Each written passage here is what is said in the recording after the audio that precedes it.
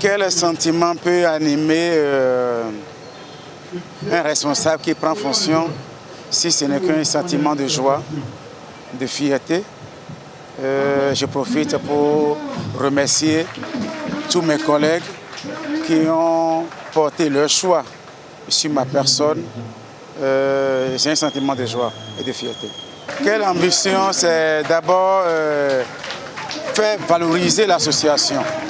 Faire valoriser l'association à travers les actions que nous amenons déjà et que je vais essayer de renforcer. L'association, nous avions des sous-groupes. Il y a des groupes qui s'occupent des vivres. Il y a des sous-groupes qui s'occupent du volaille. Il y a des sous-groupes qui font aussi l'agriculture.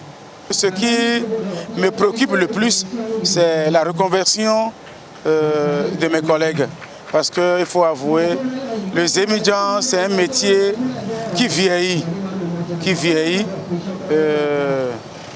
Donc nous allons œuvrer pour la reconversion, surtout la reconversion pour aider nos jeunes frères à quitter ce secteur pour d'autres secteurs d'activité. Je vais continuer dans le sens, d'abord je les invite, première chose, à respecter le code de la route. Parce que ne pas respecter le code de la route, c'est qu'on s'expose d'abord soi-même et on devient une menace pour l'autre usager de la route.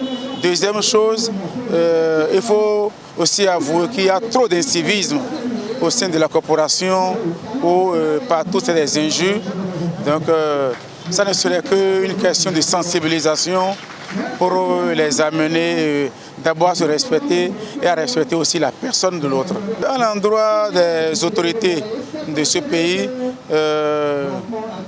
d'abord son Excellence le président Patrice Talon, il a pris son gouvernement et lui ont pris la décision qu'en 2024, qu'il n'y aura plus de volailles importées au pays. C'est une bonne décision que nous encourageons. Nous l'invitons avec son gouvernement à tourner un regard envers la corporation ZIM pour nous venir en aide pour que nous puissions nous aussi nous investir dans ce domaine pour que plus jamais il n'y a plus de volailles importées dans notre pays. Autre chose, il faut prendre un ZIM très tôt le matin, discuter avec lui. À partir de 10 heures, prenez ce même ZIM et enclenchez le même débat, vous allez le méconnaître. Nous, c'est parce que fatigué, le soleil est ardent, le Zémidjan n'a nulle part à se reposer.